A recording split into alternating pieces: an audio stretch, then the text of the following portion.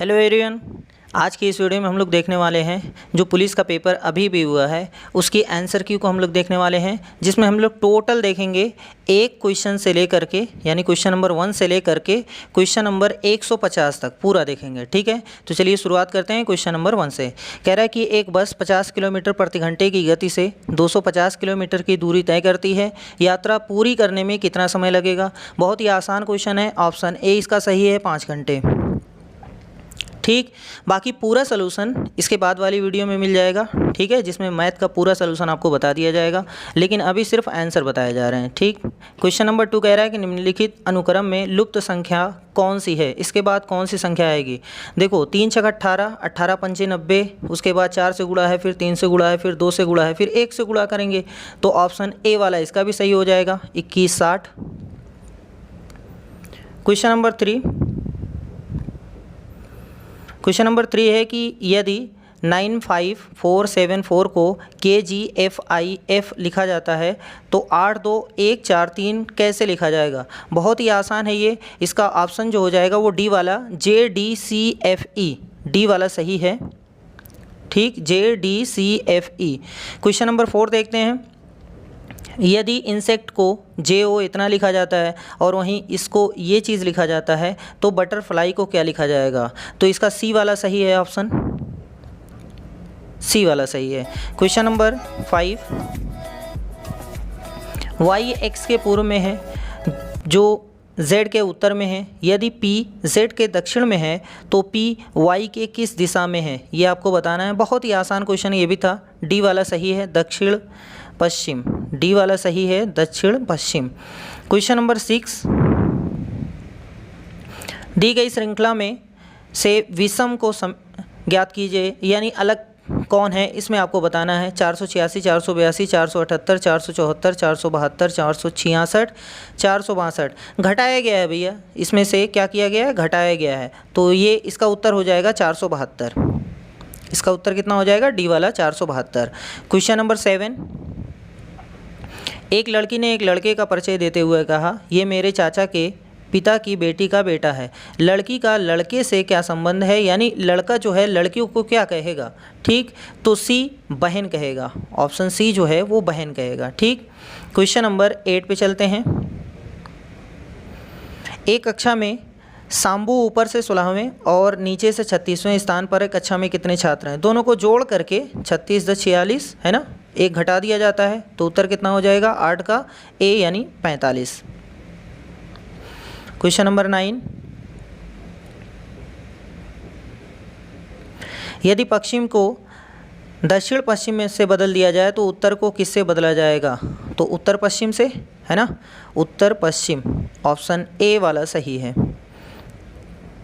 बाकी पूरा सलूशन इसके बाद वाली वीडियो में मिल जाएगा। अभी सिर्फ हम लोग आंसर की देख रहे हैं। के एल की पत्नी है और एम एल की बहन है। एन के की बेटी है, जबकि ओ एम की माँ है। ओ का के से क्या संबंध है? तो ये आपको बताना है। तो ऑप्शन ए वाला सही है, सास। ऑप्शन ए वाला सही है, सास। श्रृंखला में अगली संख्या ज्ञात कीजिए। 6, 24, 120, 720। देखो 6 चौक 24, 24 पंजे है, फिर 6 से गुणा है, फिर आप 7 से गुणा कर दीजिएगा तो उत्तर आ जाएगा 50 40। उत्तर आ जाएगा 50 40 यानी डी वाला सही है। क्वेश्चन नंबर 12, निम्नलिखित श्रृंखला में गलत संख्या ज्ञात कीजिए। 1 12, 144, 17 82, 20 7। देखो सब में 12 से गुणा किया गया है। ये 17 82 नहीं होनी चाहिए, 17 28 होना चाहिए। इसका मतलब यही गलत है, 1782 यही वाला गलत है। क्वेश्चन नंबर 13, एग्जामिनेशन को इतना लिखा जाता है तो रिटेन को क्या लिखा जाएगा भैया? तो रिटेन को क्या लिखा जाएगा? ऑप्शन बी सही है, DIR। बहुत ही आसान है ये। क्वेश्चन नंबर 14, 40 छात्रों की एक कक्षा में 15 छात्र क्रिकेट खेलते हैं, 15 छात्र टेनिस खेलते हैं, 5 छात्र दोनों खेल रहे हैं, तो दोनों में से कोई भी खेल नहीं खेलने वाले। बस 15 में से 5 निकाल दो, 15 में से फिर 5 निकाल दो, जितना आता है सबको जोड़ दीजिए तो वो खेलने वाले हो जाएंगे। यानी 14 का जो बचेगा वो ऑप्शन 15 यानी ऑप्शन ए वाला सही है। 15 में देखते हैं, एक व्यक्ति ने एक घोड़े को 25% लाभ पे बेचा। यदि वो 35% कम में खरीदता और 732 में कम में बेचता तो 36% का लाभ होता। तो घोड़े का क्रय मूल्य बताइए। तो 2000 रुपये है, ऑप्शन बी वाला सही है, 2000 रुपये इसका क्रय मूल्य है। क्वेश्चन नंबर 16 एंड 17 देखते हैं। 16 है, श्रृंखला में अगली संख्या क्या होगी? 11, 39, 75, 119। इसके बाद क्या आएगा? तो 171 आ जाएगा, ऑप्शन बी वाला सही है। 17 देखते हैं, ए बी और सी का औसत इतना है। ए बी का औसत 30 है, बी सी का औसत 70 है, तो बी का वजन, इसका उत्तर आएगा 20। इसका उत्तर आ जाएगा 20 किलोग्राम, यानी 17 का डी वाला सही है। क्वेश्चन नंबर 18, ये डायग्राम बना हुआ है, इसमें देखना है। और इसके बाद ये जो क्वेश्चन इसमें है, क्वेश्चन है यहाँ पर, ये क्वेश्चन है। क्वेश्चन कह रहा है, एक आउटसोर्स एजेंसी द्वारा टोल संग्रह के माध्यम से इतने करोड़ के साथ परियोजना का समर्थन करने के लिए 20% कमीशन का प्रावधान है। तो इसका 20% निकाल करके उसके बाद आपको जोड़ना था, तो उत्तर आ जाता 5892 करोड़। 5892 करोड़, ऑप्शन ए सही हो जाता। क्वेश्चन नंबर 19, निम्नलिखित में से कौन सी आकृति बाकी से अलग है? वृत्त, वर्ग, त्रिकोण, ये सब जो हैं वो 2D है, लेकिन गोला जो है वो 3D है, तो इसलिए ये अलग है। 19 का डी वाला सही है। क्वेश्चन नंबर 20,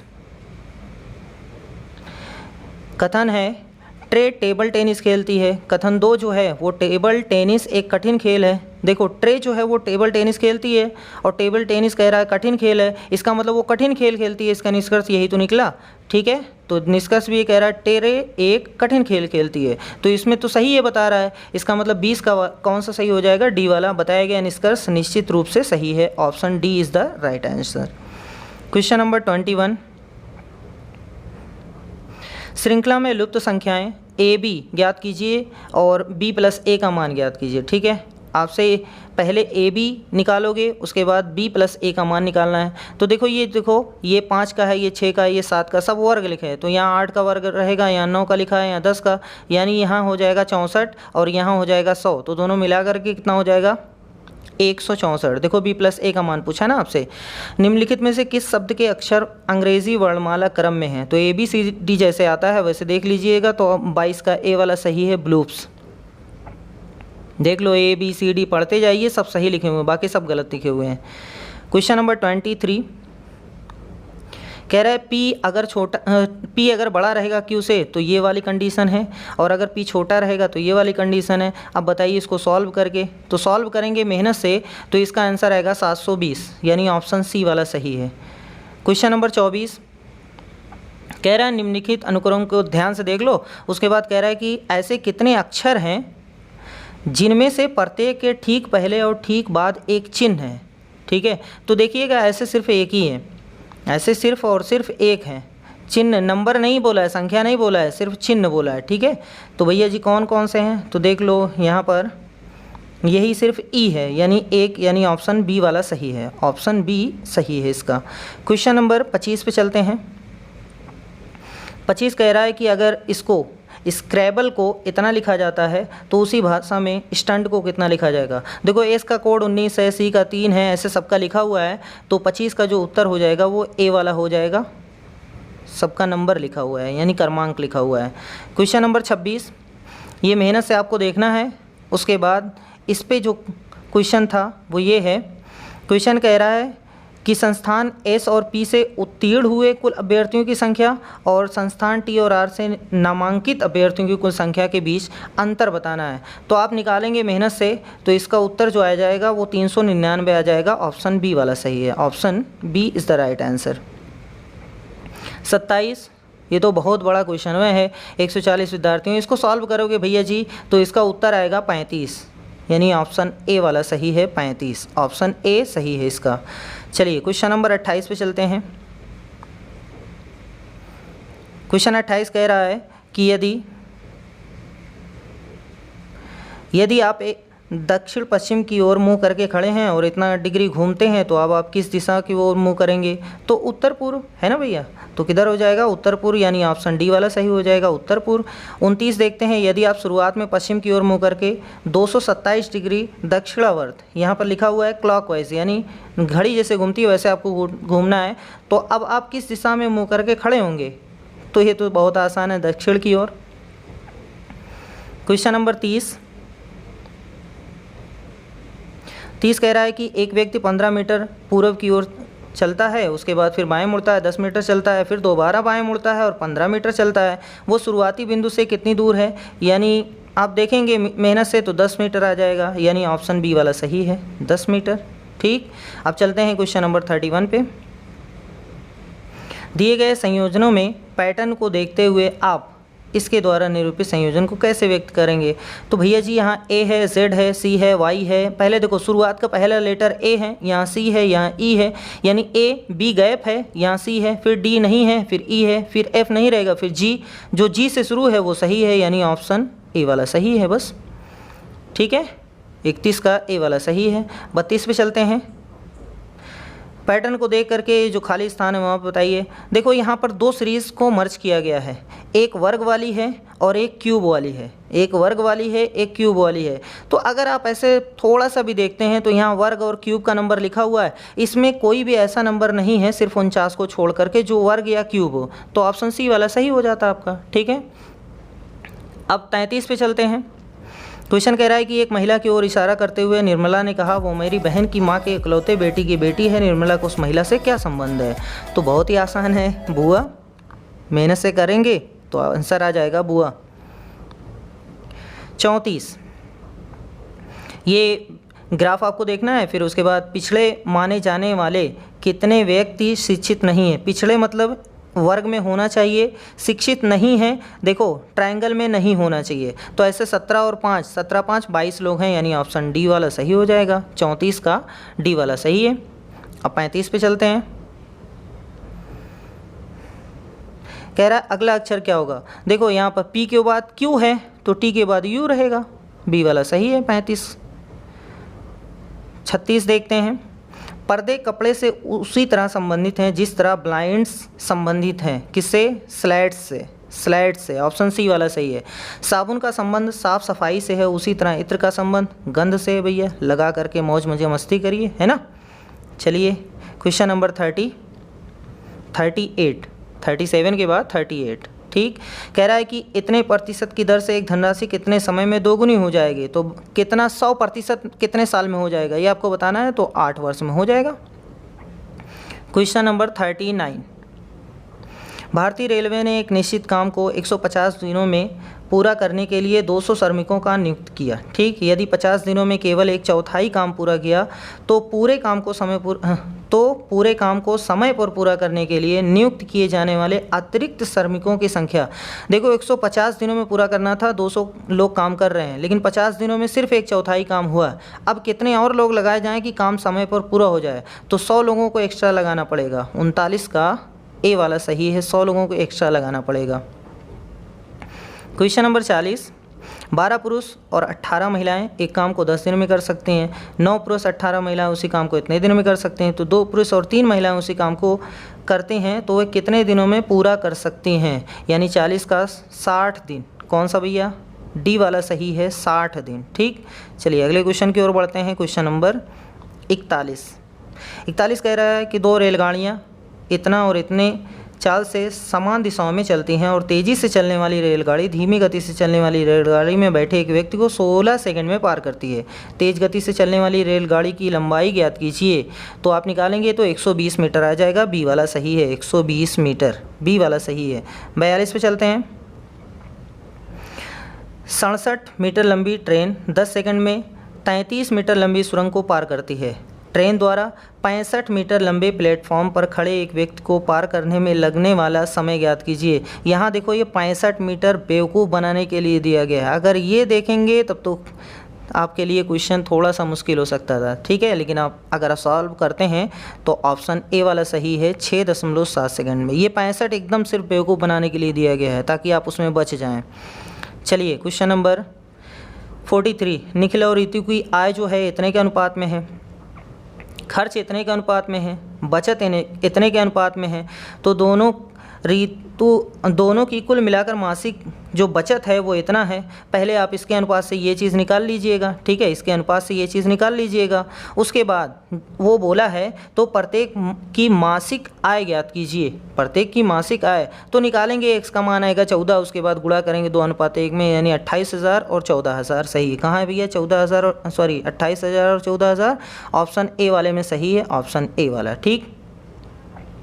क्वेश्चन नंबर 44 कह रहा है एक परीक्षा में एक छात्र जो अधिकतम अंक का 20%, ये सब क्वेश्चन पढ़ाया गया है, बहुत ही आसान क्वेश्चन है, ठीक है। इतना पाता है तो 5 अंक से फेल हो जाता है, इतना पाता है तो 20 अंक ज़्यादा हो जाता है, तो उत्तीर्ण होने के लिए आवश्यक प्रतिशत कितना है, तो 22% है। सॉल्व करेंगे 22% आएगा।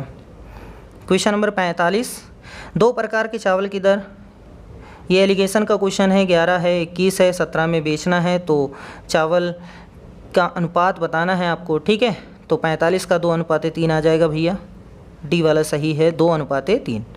चलिए 46 पे चलते हैं। इतने से इतना कुल मिलाकर 1 साल वो दिया है, बाकी कुछ और नहीं है, ठीक है। 15% प्रति वर्ष की दर से इतने रुपए पर साधारण ब्याज पूछा है। साधारण ब्याज बहुत आराम से निकाले होते हैं, तो 10,950 आता है, यानी ऑप्शन बी वाला सही है, 10,950। क्वेश्चन नंबर 47 475 अंकित और 15% छूट पर जूते की एक जोड़ी पर कितनी छूट मिलेगी। छूट आपसे पूछा है तो निकालेंगे 71.25 आएगा, यानी सी वाला सही है, 71.25। 48 देखते हैं, बहुत बड़ा सा क्वेश्चन है। एक दुकानदार एक वस्तु के अंकित मूल्य पर इतने की छूट देता है, लेकिन छूट वाले मूल्य पर 8% का बिक्री कर भी लगाता है। यदि ग्राहक बिक्री कर सहित मूल्य के इतने रुपए का भुगतान करता है तो अंकित मूल्य आपसे पूछा है। अंकित मूल्य अगर आप सॉल्व करेंगे तो 35,000 आएगा, 35,000 बी वाला सही है। क्वेश्चन नंबर 49 चावल के प्रति किलोग्राम मूल्य में इतने प्रतिशत की वृद्धि के परिणाम स्वरूप एक व्यक्ति 1200 रुपये में 6 किलोग्राम चावल कम खरीद पाता है। चावल का प्रति किलोग्राम प्रारंभिक मूल्य, पहले वाला मूल्य, इसमें 4 चीज़ें पूछी जा सकती हैं, वो चारों हमने वीडियो में पहले ही बता दिया था जहां आपको थ्योरी पढ़ाई गई थी, ठीक है। इसको सॉल्व किए होंगे तो उत्तर आएगा 40 रुपये, ऑप्शन बी वाला सही है। 50 देखते हैं, एक निश्चित धनराशि पर 2 वर्ष के लिए 5% की दर से साधारण ब्याज इतना है, 3 वर्ष के बाद समान दर पर चक्रवृद्धि ब्याज ज्ञात कीजिए। तो सॉल्व करेंगे, इसका 2522 आएगा, 2522, यानी ऑप्शन बी वाला सही है, 2522। चलिए ये भी देखते हैं कि यदि x और 1/x का औसत m है तो x² और 1/x² का औसत पूछा है, तो इसको सॉल्व करेंगे 2m² - 1 ऑप्शन सी वाला सही है। 52 देखते हैं, यदि 9 क्रमागत सम संख्याओं का औसत जो है वो इतना है तो पहली और अंतिम संख्याओं का अंतर पूछा है, यानी आप निकालेंगे मेहनत से 16 आएगा, ठीक है, ऑप्शन सी वाला सही है, 52 का सी 16। इतना, इतना और इतना का महत्तम समापवर्तक पूछा है। बताया गया था कि जब भी दशमलव वाली संख्या हो तो दशमलव हटा करके नीचे सबके बराबर होना चाहिए, है ना। उसके बाद सॉल्व करने के बाद इसका जो उत्तर आएगा मासा का वो 0.05 आएगा, यानी ऑप्शन ए वाला सही है। अब चलते हैं 54 पे। सबसे छोटी संख्या ज्ञात कीजिए जिसे, ये तो एलसीएम का क्वेश्चन है। एलसीएम निकालने के बाद आपको 3 जो है 3 बचाना था, यानी 3 जोड़ देना था, ठीक है। एलसीएम निकालने के बाद 3 आपको जोड़ना था, यानी आप निकाले होंगे तो एलसीएम आएगा 504, उसमें 3 जोड़ेंगे तो 507 उत्तर आएगा, यानी ऑप्शन ए वाला सही है, 507। चलिए 55 भी देख लेते हैं। यदि 30 टेबलों का लागत मूल्य 40 टेबलों के विक्रय मूल्य के बराबर हो तो हानि प्रतिशत, अरे 30 CP बराबर 40 SP निकाल लिए होते, रेशियो शू है ना। उसके बाद सॉल्व करेंगे तो इसका 25% उत्तर आएगा, 25%। चलिए 56 पे चलते हैं भैया। एक फल विक्रेता कुछ संतरे 10 रुपये में 4 की दर से और उतने ही अधिक संतरे 10 रुपये में 5 संतरे की दर से खरीदता है। अब वह पूरे लॉट को 20 रुपये में 9 की दर से बेचता है। उसकी हानि या लाभ प्रतिशत कितनी होगी ये आपको बताना है। इसको सॉल्व करेंगे मेहनत से तो उत्तर ये वाला आएगा, ए वाला। हानि होगी वो भी कितने प्रतिशत, 1 सही 19/81%।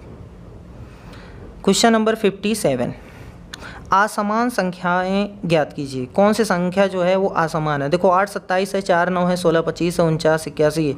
ये संख्या, ये संख्या, ये संख्या सभी जो हैं वो वर्ग हैं, लेकिन ये क्यूब हैं, ये घन हैं, तो ये सबसे अलग हैं।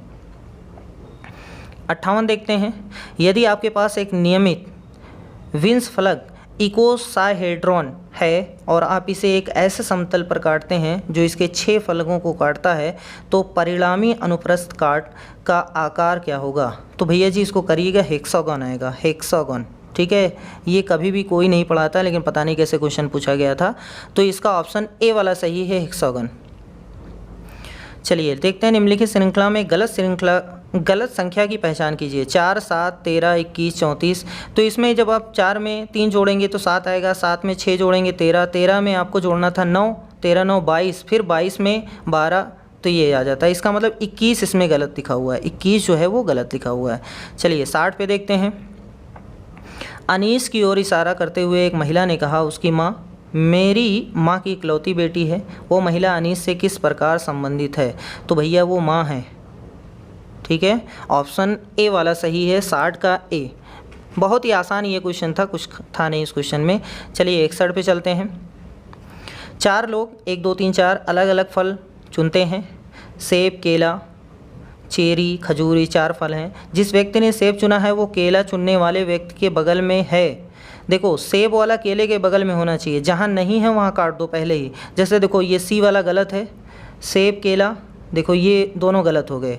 ऐसे इस तरीके से आप करिएगा तो 61 का ए वाला सही निकलेगा, 61 का ए वाला सही निकलेगा। ठीक, क्वेश्चन नंबर 62 पे हम लोग पहुँच गए हैं, 52 नहीं। ये क्वेश्चन कह रहा है कि ज्ञात कीजिए कि पहली आकृति में दिए गए टुकड़ों से कौन सी आकृतियाँ बनाई जा सकती हैं। तो ये देखो खाली घुमा घुमा के बनाया गया है, लेकिन आप बनाओगे तो मेहनत से ये वाला बनेगा, बी वाला बन जाएगा। ठीक है, चलिए क्वेश्चन नंबर 63 पर पहुंच गए हम लोग धीरे धीरे। एक सिलेंडर को उसके अक्ष से 45 डिग्री के कोण पर झुके हुए समतल द्वारा प्रतिच्छेदित किया जाता है। परिणामी अनुप्रस्थ यानी क्रॉस सेक्शन का आकार क्या होगा? तो इसको करेंगे तो एलिप्स आएगा, यानी दीर्घवृत्त। ठीक है, यानी आपका 63 का सी वाला सही है, दीर्घवृत्त।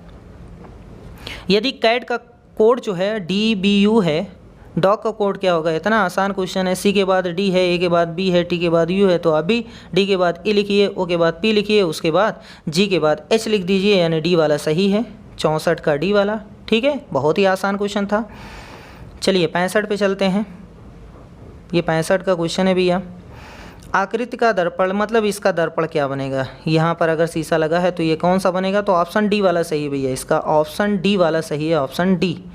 चलिए 66 पे चलते हैं, क्वेश्चन नंबर 66। आकृति में त्रिभुजों की संख्या, तो आप मेहनत से जोड़े होंगे तो कितना आया था आपका? तो इसमें बनेंगे 16 त्रिभुज। कितने भैया? 16 त्रिभुज बनेंगे। आप मेहनत से इसको जोड़ लीजिएगा, 16 त्रिभुज आएंगे। चलिए क्वेश्चन नंबर 67। 6 सदस्यों के एक परिवार, ये सब लिखा हुआ है। पूरी जानकारी पढ़ने के बाद 67 का जो आंसर आया है वो सी यानी माँ आया है। ठीक है, मेहनत से करिएगा, बहुत ही टफ क्वेश्चन है ये। चलिए 68। यदि 3 क्रमागत सम संख्याओं का योगफल 78 है तो दूसरी सबसे बड़ी संख्या क्या है? तो ये क्या, इसका मतलब बीच में 26 है, उससे पहले 24 है, उसके बाद 28 है। तो पूछा है सबसे बड़ी नहीं बताइए, बीच वाली संख्या बताइए, यानी 26 ही तो रहेगी। ठीक, यानी 68 का सी वाला सही है, 26।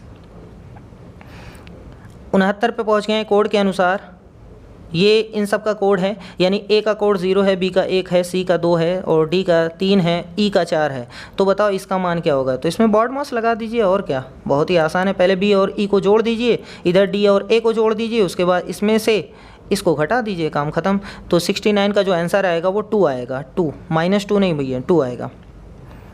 Question number 70। श्रृंखला में अगली संख्या क्या होगी? 3 6 18 72 360। 3 दूनी 6, 6 त्रिक 18, 18 उसके बाद 18 चौका 72। देखो पहले 2 से गुणा है, फिर 3 से गुणा है, फिर 4 से गुणा है ना, उसके बाद 5 से गुणा है। तो आप क्या करिए, 6 से गुणा कर दीजिए। कितना आ जाएगा? 70 का जो आएगा वो 2160 आएगा, यानी सी वाला सही है, 2160। निम्नलिखित में से कौन सा आरेख महिलाओं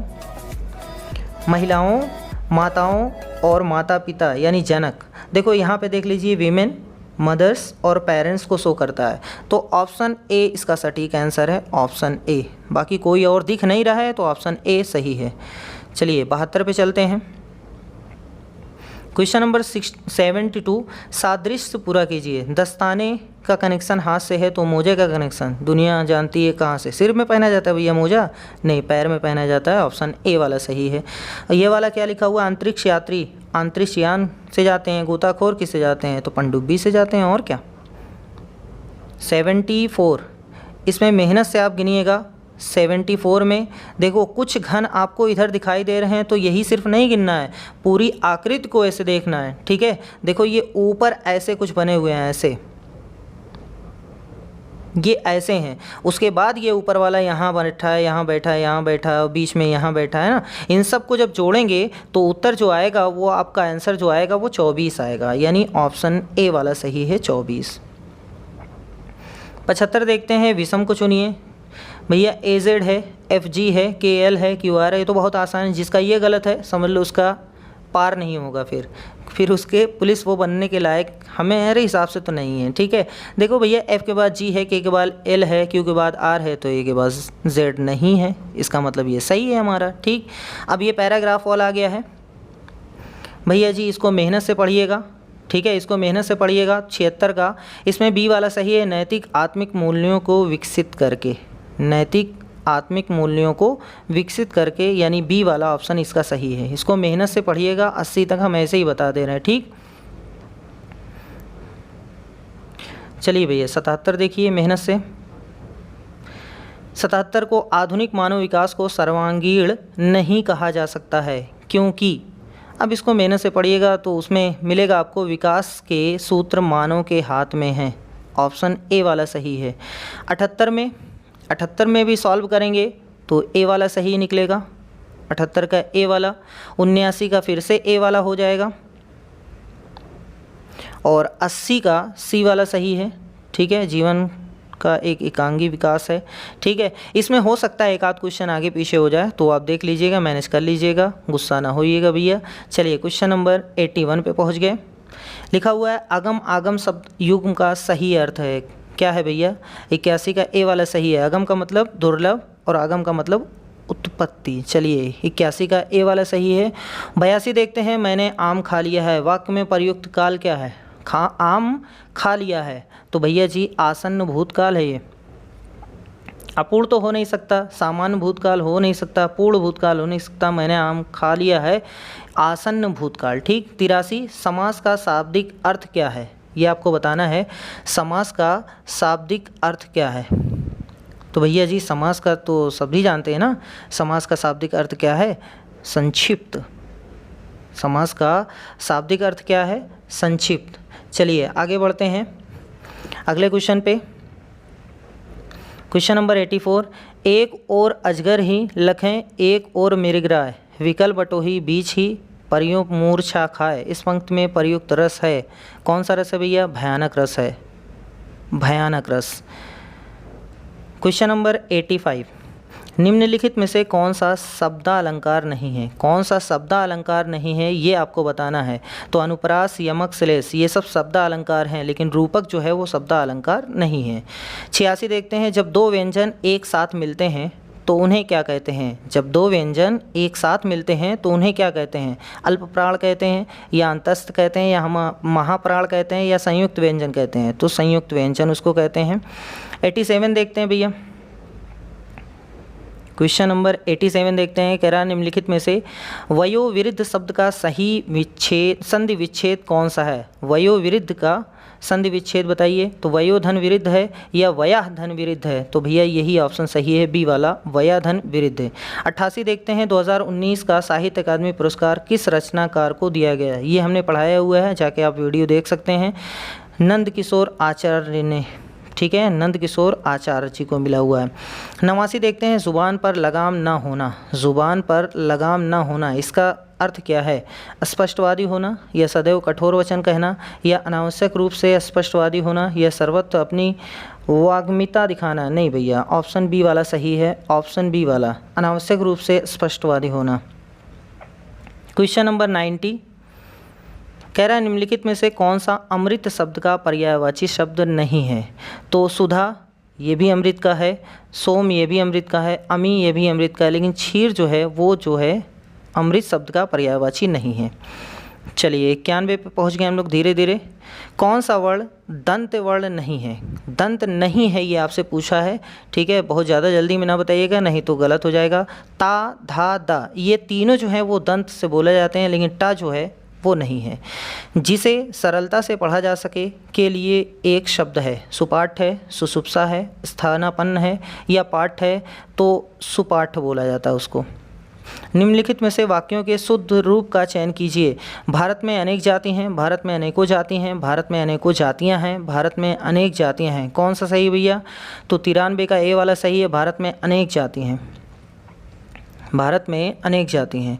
चलिए चलते हैं 94 पे, क्वेश्चन नंबर 94। वह आई हो तो मेरी चिट्ठी उसे देना, इस वाक्य में कौन सा काल है? ये भी हमने पढ़ाया है। संदिग्ध वर्तमान है, संभाव्य वर्तमान है या तत्कालीन वर्तमान है या सामान्य वर्तमान है। तो 94 का इसमें बी वाला सही हो जाएगा, संभाव्य वर्तमान है भैया ये। अशोच अशौच शब्द का सही विकल्प कौन सा है? बताइए जल्दी से, आपने लगाया होगा ना 95 का, तो कौन सा सही है? बिना सोच के और अशुद्धि। अशोच का मतलब होता है बिना सोच के और इसका मतलब होता है अशुद्धि। चलिए 96 आग लगने पर कुआं खोदना लोकोक्ति का अर्थ क्या होगा? आग लगने पर कुआं खोदना उसका मतलब क्या होता है? संकट के समय बचाव के लिए सोचना, यानी ऑप्शन बी वाला सही है। 97 देखते हैं, हिंदी भाषा के लिए साहित्य अकादमी पुरस्कार के प्रथम विजेता कौन थे? तो प्रथम विजेता कौन थे? माखनलाल चतुर्वेदी थे, माखनलाल चतुर्वेदी। चलो देश प्रेम में कौन सा समास है? देश प्रेम में कौन सा समास है? तो तत्पुरुष समास है। निम्नलिखित में से मूक का अनेकार्थक शब्द कौन सा नहीं है?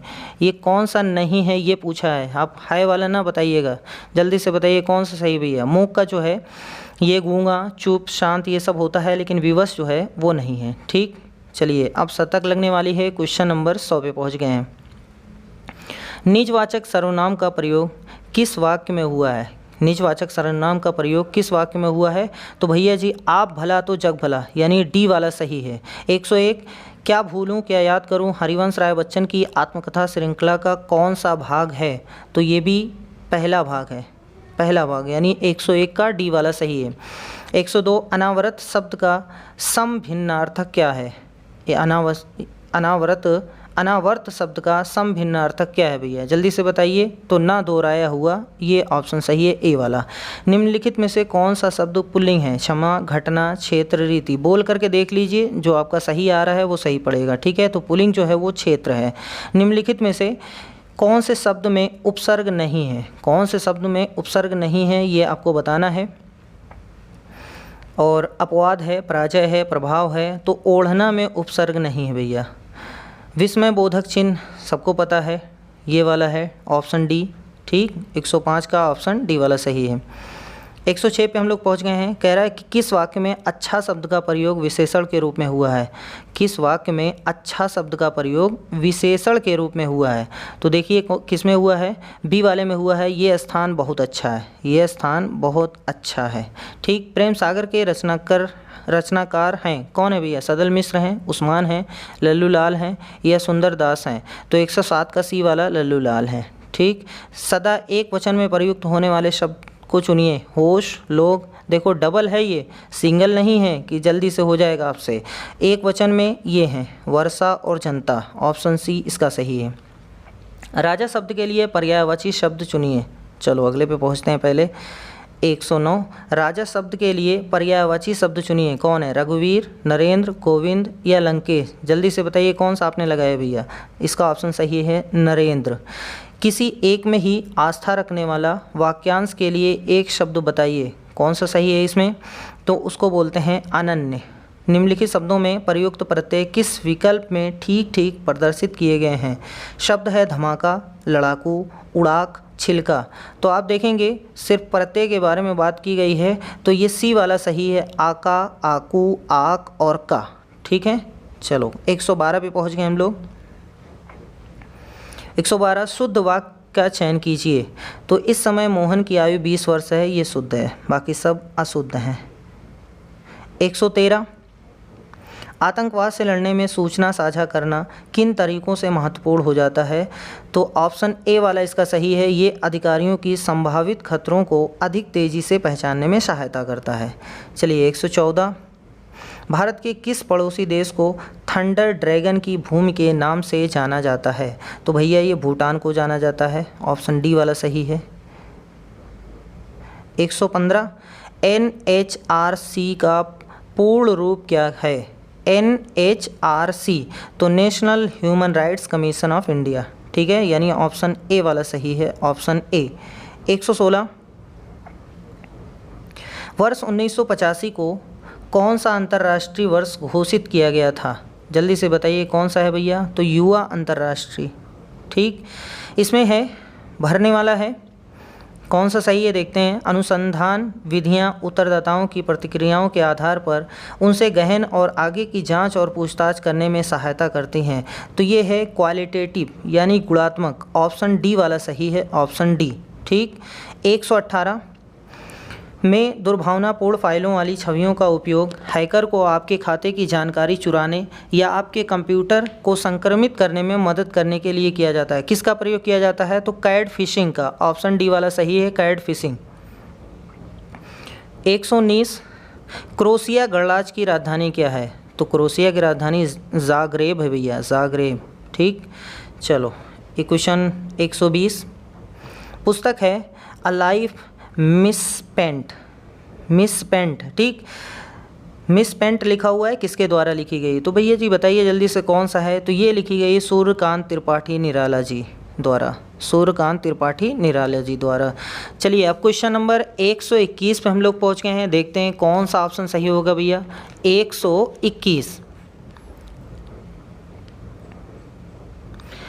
आसमान के नीलेपन का मुख्य कारण है, क्या है? आसमान के नीलेपन का मुख्य कारण वायु के अणुओं के द्वारा सूर्य के प्रकाश का प्रकीर्णन, ठीक है, ऑप्शन सी सही है, ऑप्शन सी। 122 रमन सुब्बा राव जिनका हाल ही में निधन हो गया किस खेल से जुड़े थे? तो ये थे क्रिकेट से, रमन सुब्बा राव। 123 क्वेश्चन नंबर 123 निम्नलिखित में से किस प्रकार का प्रदूषण संवर्ध यानी त्वरित यूट्रोफिकेशन है? तो कौन सा है भैया? तो ये है जल प्रदूषण, जल प्रदूषण, ठीक है। अब क्वेश्चन नंबर 124 चलते हैं, 124 पर देखते हैं उसमें कौन सा सही है भैया। तो 124 ये कह रहा है कि 1946 के विमुद्रीकरण के दौरान RBI के गवर्नर कौन थे? विमुद्रीकरण के दौरान RBI के गवर्नर कौन थे ये आपको बताना है। तो चिंतामण द्वारकानाथ देशमुख थे, यानी ऑप्शन ए वाला सही है, 124 का ए। 125 भारतीय संविधान का कौन सा भाग राज्य के नीति निर्देशक सिद्धांतों से संबंधित है? नीति निर्देशक, ठीक है, नीति निर्देशक सिद्धांतों से संबंधित कौन सा ये भाग है? जल्दी से बताइए 125 का कौन सा सही होगा भैया? तो भाग 4 है, भाग 4 है, ठीक है। 125 का कौन सा सही हो जाएगा? तो 125 का सी वाला। चलिए अगले क्वेश्चन की ओर बढ़ते हैं। वर्ष यानी किस वर्ष में अंतर्राष्ट्रीय मानवाधिकार कानून के प्रवर्तन के लिए संयुक्त राष्ट्र मानवाधिकार आयोग को संयुक्त राष्ट्र मानवाधिकार परिषद द्वारा प्रतिस्थापित किया गया था? तो किस वर्ष में भैया? 2006 में, 2006 में, यानी 126 का सी वाला आपका ऑप्शन सही हो जाएगा। अब 127 अफ्रीका के आर पार दौड़ लगाने वाले पहले व्यक्ति कौन थे? अफ्रीका के आर पार दौड़ लगाने वाले पहले व्यक्ति कौन थे? तो भैया जी रस कुक थे, रस कुक। क्वेश्चन नंबर 128 प्रायद्वीपीय भारत की सबसे लंबी नदी का नाम क्या है? तो ये है गोदावरी। चलिए क्वेश्चन नंबर 129 क्वेश्चन ये है कि BRI का पूर्ण रूप क्या है? तो बेल्ट एंड रोड इनिशिएटिव है, यानी ऑप्शन सी वाला सही है भैया, ठीक है। 129 का सी वाला ऑप्शन सही है। 130 में आगे हैं विशिष्ट व्यक्तियों को उस संगठन की सुरक्षा के खतरे में डालने की कोशिश करता है जिसके लिए वे काम करते हैं। तो कौन ऐसी चीज़ है जो विशिष्ट व्यक्तियों को संगठन की सुरक्षा का खतरे में डालने की कोशिश करता है? तो कौन है भैया? स्पीयर फिशिंग है। स्पीयर फिशिंग यानी ऑप्शन डी वाला सही है। 131 पहली बार राष्ट्रीय कृषि नीति कब घोषित की गई थी? 2000 जुलाई 2000 में, या मार्च 2002 में, या मार्च 2004 में, या जनवरी 2004 में? तो कौन सा सही है? जुलाई 2000 में। जुलाई 2000 में। चलिए अगले प्रश्न की ओर बढ़ते हैं। 132 भारतीय कृषि अनुसंधान संस्थान ने भारत में संरक्षित बासमती किस्मों की खेती के लिए किस देश के खिलाफ कानूनी कार्रवाई की मांग की है? किसके खिलाफ है भैया? तो पाकिस्तान के खिलाफ। 133 कौन सा भारतीय राज्य अपनी अनूठी वारली चित्रकला के लिए जाना जाता है? कौन सा राज्य है भैया? जल्दी से बताइए 133 का। तो इसका जो राज्य है वो 133 का सी यानी महाराष्ट्र है। चिकनकारी एक पारंपरिक कढ़ाई शैली है जिसकी उत्पत्ति उत्तर प्रदेश के किस शहर में हुई है? तो सबको पता है लखनऊ में है।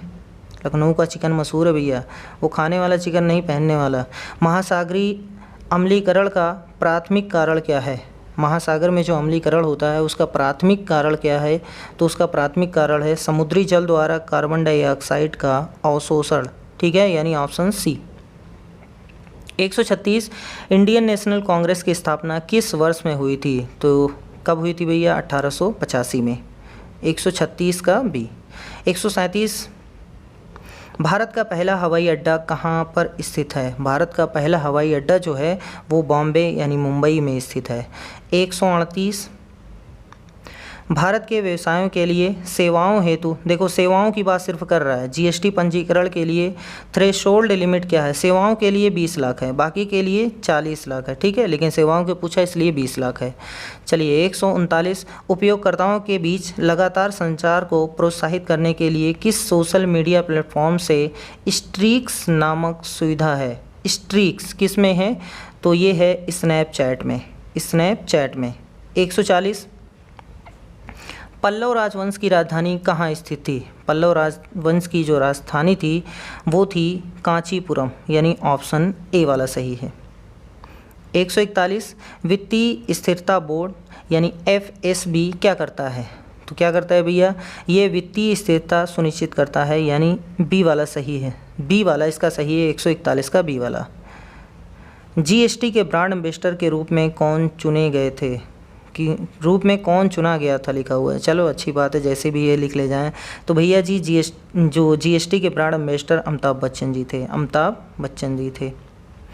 विश्व डाक दिवस कब मनाया जाता है? विश्व डाक दिवस जो मनाया जाता है वो है 9 अक्टूबर 9 को मनाया जाता है। ठीक। 144 जून 2024 तक संघ गृह मंत्रालय का प्रमुख कौन था? तो कौन थे भैया? अमित शाह जी। उसके बाद इलेक्शन हुआ है ना। चलिए 145 निम्नलिखित में से कौन सा सोशल मीडिया प्लेटफॉर्म नहीं है? Twitter, Facebook, Instagram, Google social media platform नहीं है, ये आपसे पूछा है। इन्हीं की देखते साथ ही पहले ही लगा दीजिए, है ना। तो ये सर्च इंजन है भैया, गूगल जो है वो सर्च इंजन है। नोएडा उत्तर प्रदेश के किस ज़िले के अंतर्गत आता है? गाज़ियाबाद, गौतम बुद्ध नगर, मथुरा या बुलंदशहर?